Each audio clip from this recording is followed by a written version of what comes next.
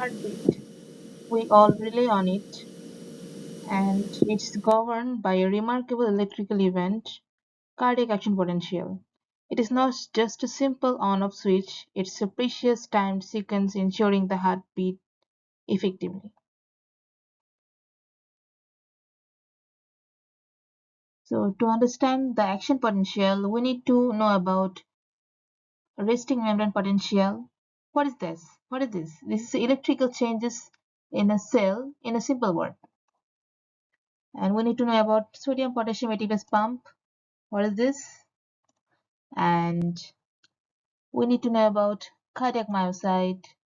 So before going to details, we need to understand what is potential. Potential is basically a voltage difference. And what is action potential? Action potential is basically depolarization and repolarization. So what happens in a normal cell? In a normal cell, if we put an electrode in a normal cell, we can see there is a depolarization and repolarization. This is a and by this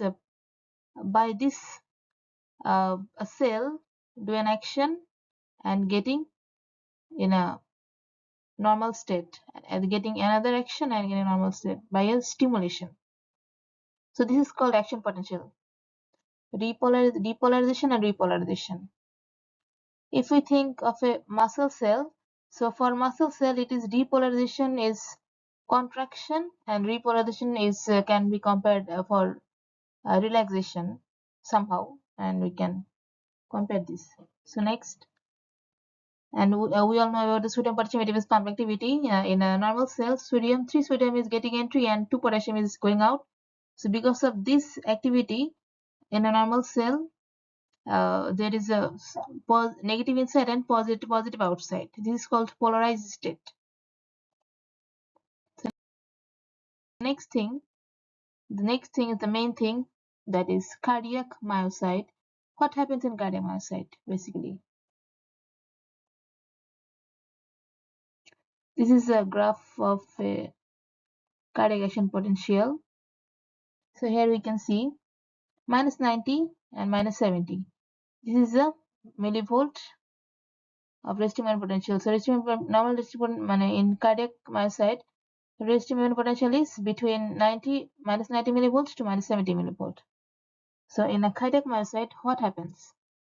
From resting membrane potential, an impulse comes and the cardiac myocyte gets depolarized, and then action occurs. Then repolarization occurs. So what is 0? 0 is depolarization, and 1, 2, 3, these are repolarization state, and 4 is the RMP, resting membrane potential. 4 is resting membrane potential. So what is 0 basically? 0 state is a sodium entry, fast sodium entry, and 1 is potassium exit, that is fast potassium exit, and 2 is potassium exit slow and calcium entry. So because of slow potassium exit and fast calcium entry, the plateau happens.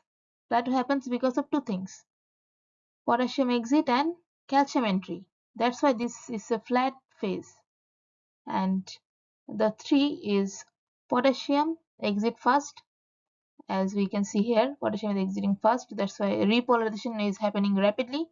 And 4 is restoration of ionic concentration or preparation of action.